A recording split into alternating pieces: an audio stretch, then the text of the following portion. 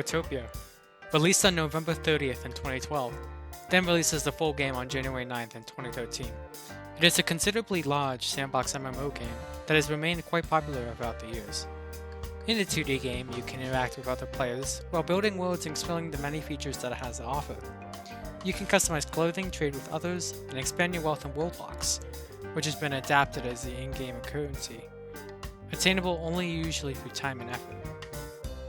While the game has grown exponentially since its release, and the number of players has grown steadily over time, there are things about the game that I feel should be brought to attention. Recalling memories in the game has led me to realize that the current state of Growtopia is completely different from what it used to be. The purpose of this video is to explore and mark down these details, while seeing how the game has evolved over time, and realize how Ubisoft's acquisition of Growtopia has changed the game in its entirety. Welcome to Growtopia.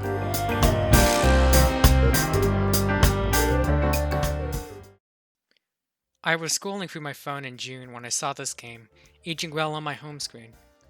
We had just finished school for the year, and now our school had time off for the summer.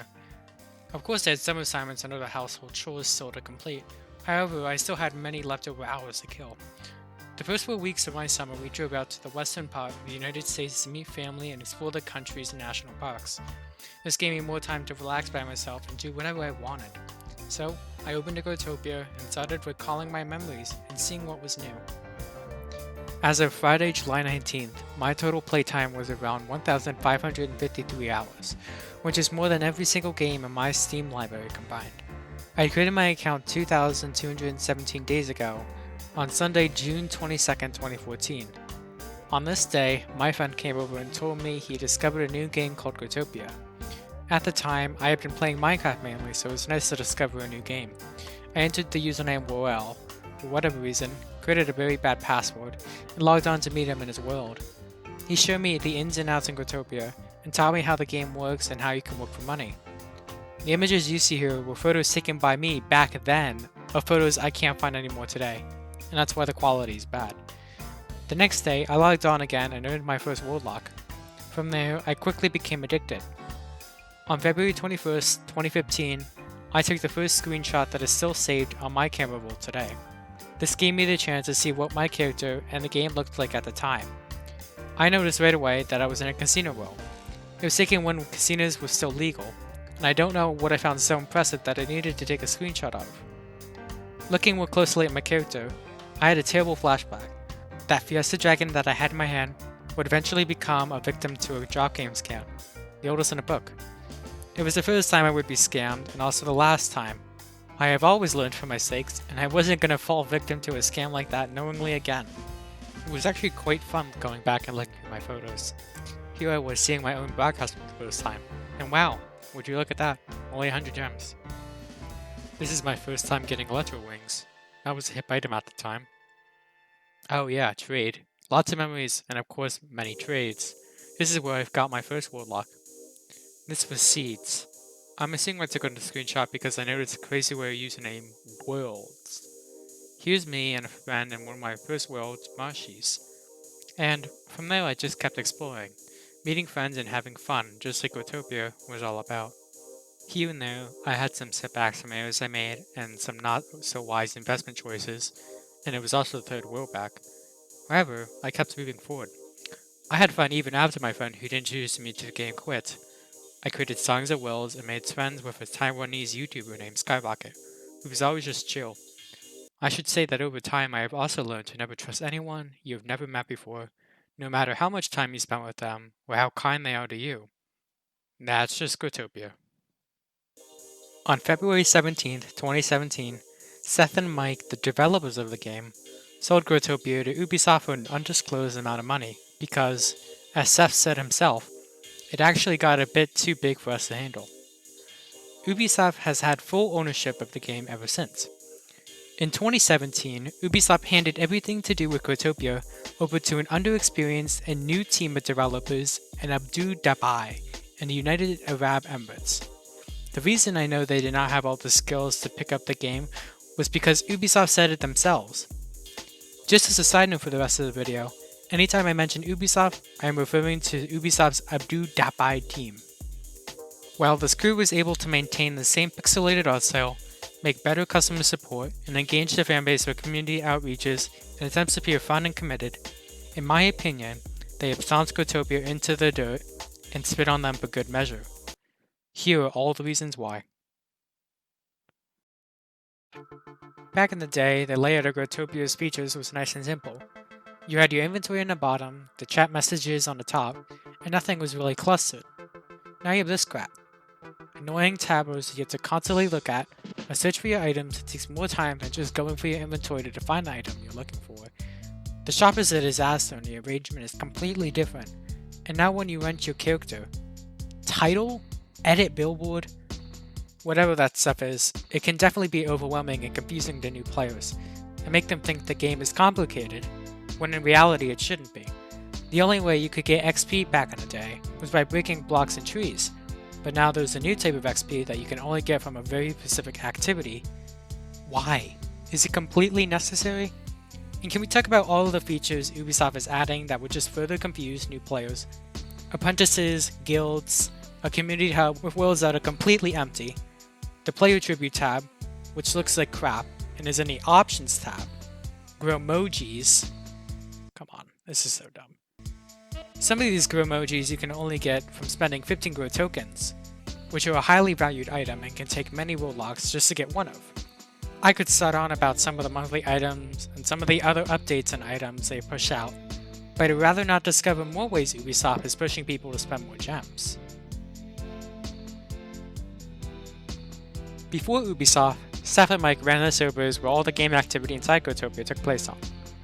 As the game grew in numbers and uniquely created worlds climbed, they had to adjust the server's capacity in order to ensure that the game activity would not crash them. Overall, they managed to do this quite well. Even when the game finally surpassed 50,000 people, the servers continued to function smoothly, with downtime only occurring every 2 to 3 weeks to push out updates and bug fixes, or just to resync. There were only a few times where I remember there being long and large problems with the servers. One of these instances might have been the rollback I remember experiencing. So you'd think that after a major game corporation worth over $3 billion obtained Growtopia, the servers would stay the same and possibly improve, right? Well, for the first year, mostly everything was fine. You could notice that they went down more often. However, it seemed normal as you thought that they were caused from the switch from the old to the new location. However, as time went on, these crashes, resets, and resyncs kept happening. People in the game noticed, and eventually, the multi-billion-dollar company servers were likened to potatoes. Reasonably so. Going into 2020, the downtime kept climbing, and the claims that the servers had issues and needed to be closed while they investigated kept piling on. The time in which these issues lasted for also started going up. It started becoming unacceptable. There was outrage, but since everything was out of their control, and because the Growtopians knew they could not cause change, the meme of the potato server just became more and more of an excuse for their troubles. Today, the official Twitter page for Growtopia announces that the servers are down because of an issue every 3 to 4 days. Even worse than that, in the first 18 days of June, the official Twitter page notified people that the servers had to restart to apply fixes or undergo maintenance 14 times. On June 16th, Growtopia's servers were down for at least 8 hours. And on top of that, the servers sometimes resync at unannounced times, just randomly. I don't know how often these occur, but I saw them happen twice while I was back on the game. Many Growtopians also complain of lag and blame it on the servers. I don't have an idea why these issues occur, but they shouldn't happen as often as they do, especially for a big company like Ubisoft. Ubisoft, like every video game company, looks for profit. I mean, of course, that's the purpose of a business, create a product that earns you money. However, when it comes to this concept, Ubisoft is greedy. They shove expensive DLCs and IAPs into every single game they make. So what do you think they did when they obtained Growtopia? That's right, the same thing they do with every other game they own. Try to turn it into a cash printer. And for Growtopia, the first thing they did was abuse the freemium model. In 2013, Seth wrote a blog post about the current state of the game. In it, he mentioned the freemium model, which is a marketing idea in which a game is released for free, and then the company injects in-app purchases into the game to make their profit. Today, this model is everywhere, yet it is constantly abused. By making these games addicting, they can push expensive IAPs that are a significant appeal for the player. In Growtopia, that appeal is lots of gems, as it is the only hard currency in the game. I know I was appealed to buy gems, and in fact, I've probably spent over $50 on $10 gem packs when they only used to give 100,000. Now you can get 2 Grow tokens, a megaphone, and 200,000 gems. How dreadfully greedy is that? They are so desperate for people to buy their product that they are willing to throw in an extra 100,000 gems to make the purchase more appealing. And they'll keep adding how much the packs give you each year during Player Appreciation Week. Currently, that's an extra 50 world locks. This tells me that they don't care at all about the economy, and I'll explain why later. In the 2013 blog post, Seth gave a few bullet points for what he wanted to do in order to not abuse the freemium model. Most of it Ubisoft has followed, however, there were 2 bullets that I'm not surprised Ubisoft broke almost immediately. The $10 IAP limit, and the daily $30 purchasing limit, which he goes on to explain how he implemented the system because he didn't want kids overspending money. I remember this limit existing back in the day, but I'm certain Ubisoft has since removed it. That's right, there is now a subscription service in Growtopia, following the Ubisoft way. Having no clear boundaries for IAPs in a game aimed at kids, who I may mention are usually bad at discerning the value of money, is an evil practice. In summary, the changes Ubisoft has made to the available IAPs shows their lack of care for the potentially vulnerable buyers in their quest to satisfy the company's greed of obtaining as much cash as they can within their own limits. Sorry, put that on. As I mentioned earlier, Ubisoft does not care about Growtopia's extremely sensitive virtual economy. Since Ubisoft bought Growtopia in 2017, its economy has been served some heavy blows. This is mainly due to the lack of care Ubisoft has had about the one hard currency in the game, gems. Ubisoft carelessly hands out gems whenever they want to celebrate, apologize for certain actions, or just to make in-game purchases more appealing, as described before. And it doesn't take a genius to figure out that more gems equals more world locks and other items in the store. And what happens when there are more world locks in the economy? That's right, the value of a world lock plummets, and when the value falls, more world locks will be required to buy an item, meaning the price to purchase that item will go up, even if the actual value of the item stays the same. And what does all this lead to? The creation of inflation.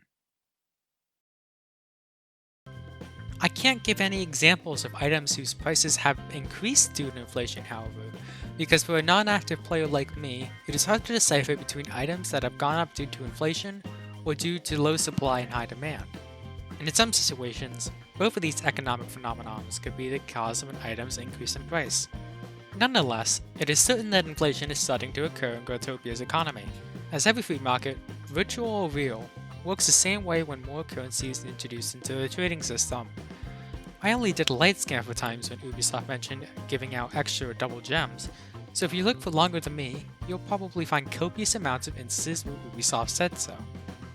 There is something that I've noticed though, and that's that the lack of variety with the daily quests over time has caused the prices of some items to become absurdly high. The quests have caused some items in the economy to become low in stock and sold out, which raises the item's value when it's asked for again.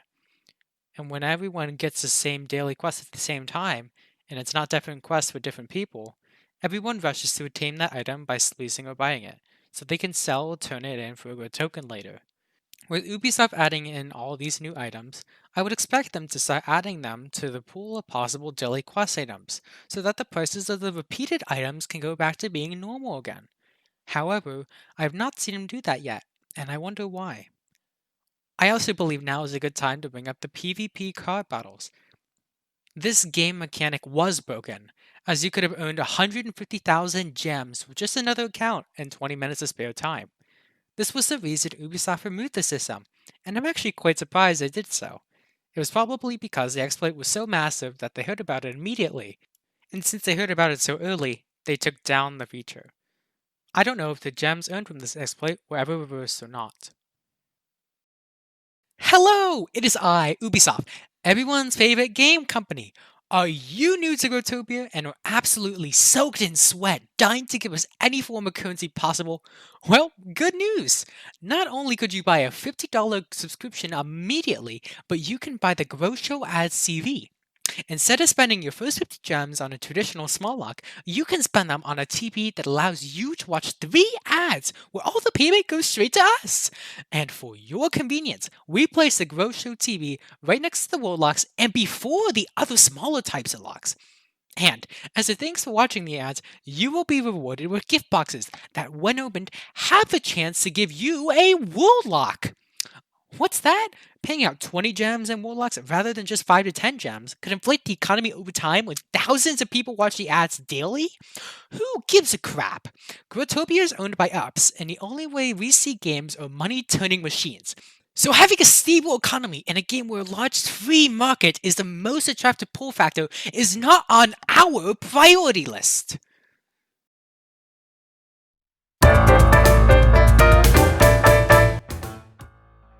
So yeah, the second half of the video is going to be different, as you could probably tell already.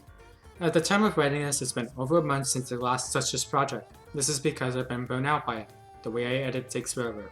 Also, school has started and my spare time has cut short, so if I don't change how quickly I can get through this video, I will become completely burnt out before I finish it. That is why I've decided to make this portion of the video commentary style with just some old game footage I can't use for a video, and a few pictures of what I'm referring to, like an old Leafy video. I'm sorry for the change in the style and the quality of the video, but this is the only way I'm going to be able to finish it all. Hope you're still able to enjoy the portion. So, what I wanted to talk about in the second half, there's just some other things I've noticed or stumbled upon while I was exploring and re-downloading Growtopia. And I mention these things because they really got on my nerve and made me hate Ubisoft more than ever. The new mods in Growtopia don't do crap, and actually while it was on, the only time I saw people getting banned was when Genuine was online, who was an old mod. As far as I can see, the new moderators are on as much as any of the other moderators, and what makes this confusing is Ubisoft's definition of moderator. Moderators are the official rule enforcers of Growtopia. They assist other players with problems and handle disputes among the community.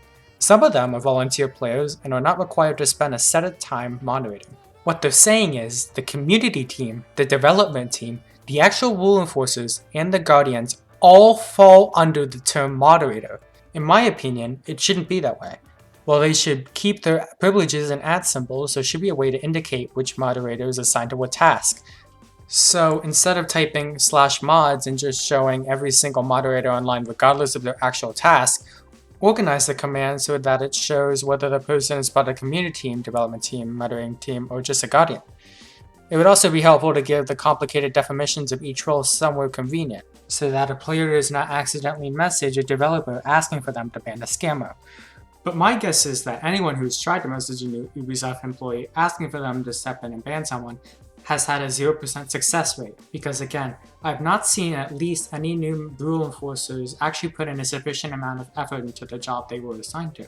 When I went to reinstall Growtopia on my PC, there was this pop-up, asking me to agree to the terms of service and privacy policy.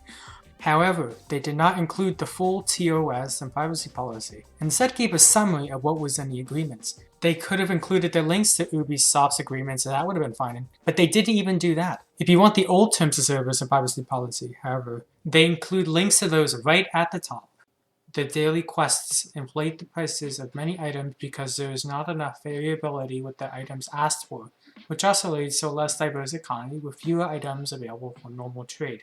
The Mag Plant, Raymond's Fists, Grow Scan, and Whirlock were all items of the month. This is what they were valued at. This is their price now. They are now some of the most inflated items in the game. I'll talk about the Whirlock later.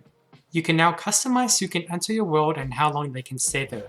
This feature is awfully annoying, however, I'm glad to say that almost everyone doesn't give a crap about who enters the world or not, or how long they are in the world. It's another useless feature that only scares new players, makes the game more complicated, and it's only used by a tiny amount of players.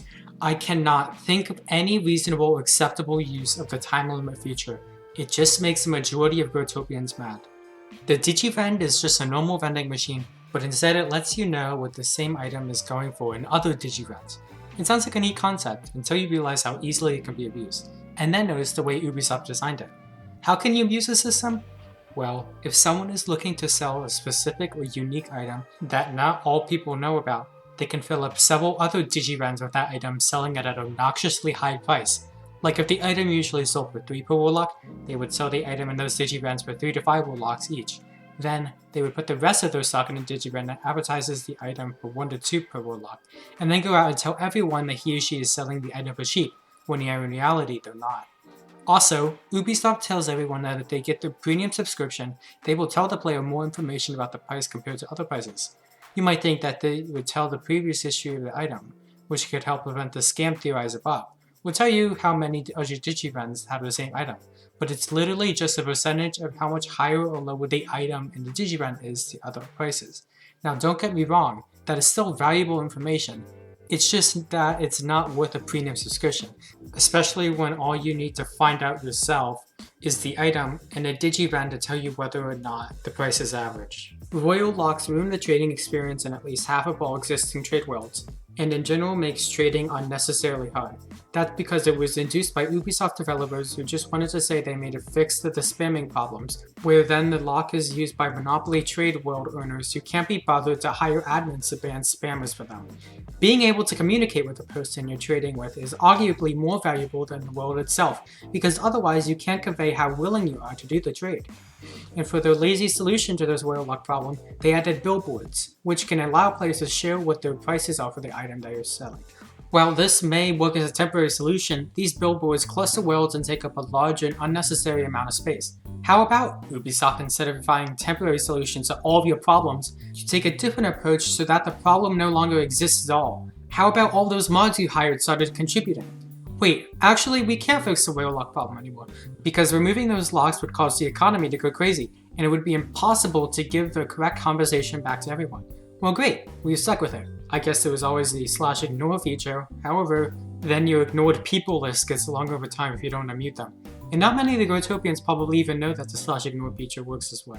Maybe that could be Ubisoft's first step, informing the public about /ignore. In Ubisoft's official launch trailer for the console's version of Growtopia, they mention a highlight of the game. You can play with your friends for free. Phew! Thank God, I thought I was gonna have to pay for multiplayer. I'm gonna download the game now because now I'm sure I can interact with other people without having to pay for it. Like what was going through the marketing team's head when they typed that out? This is the Creators tab in the Community Hub. This should not be a part of the game. Giving specific creators an in-game endorsement for 2 months is extremely unfair. It can also be very controversial. I would not be surprised if some arguments have broken out about this tab in the forums. This game already endorses one YouTube channel weekly on the news page. A better idea would be have one creator endorsed on the home screen for 24 hours maximum, and then swapped out for a new one every day. However, if it were up to me, I would not endorse anything more than a weekly video. And as far as I'm concerned, the community tab hasn't been updated with new creators for months. So that means the same people have been getting endorsements for a while, all thanks to the neglect that Ubisoft puts into this community hub. The other thing that I just want to mention quickly is the Growtutorials tab. It may be helpful to new players, but it's not in a place Growtopians would find conveniently. According to one of my friends who recently started playing the game again, there is now a pay lock on the broadcasting system unless you reach level 21. He said that you now have to be a supporter and buy something from the store in order to broadcast, and that the implementation was to prevent abuse of the broadcasting system. This system, that has been free to everyone of all account sizes since the start of Growtopia, now includes a payment system. At least to me, that's outrageous. You have to pay them. No, the most useful feature in the game is not only just allowing accounts to be created from the same IP address in certain increments of time, it is handing your money over to Ubisoft unless you want to wait for 21 levels. Is there any more proof that Ubisoft is trying to grab your pockets? And also, this implementation will be saying your existing mods are not competent enough to ban those accounts who use their broadcasting system by themselves, right? Why is it in a game that has tens of thousands of people playing each day? Is there not enough working mods to ban possibly less than just 100 spam accounts each day? Shouldn't a game with so many people have enough active moderation to do that much? Ubisoft has introduced 2 crossovers in Growtopia. The clothing set of Ezio from Assassin's Creed, which has an ESRB rating of a mature 17 up. So why is it being advertised in a kids game that's for everyone 10 up? And the clothing set that when fully equipped turns you into Rayman. Globlox is also available as a pet with Rayman toys. Ubisoft owns both AC and Rayman Adventures. I mean, I expected this back in 2017 when Ubisoft first got Growtopia, as all major game companies make crossovers eventually. It's a common practice. I guess I'm getting mad about this because the most Seth and Mike ever did was put logos onto a few items. Well, then you see this large game company forcefully advertising the foreign characters into the game, in which you were closely knit to and a part of for a while. It does hurt a little. On July 18th, 2019, Ubisoft announced that Growtopia was being released on a Nintendo Switch, PS4, and Xbox One. Then, on April 27, 2020, they announced that they were disabling all in-game purchases and that all console servers would be shut down on July 30th, just a little over a year from its initial release.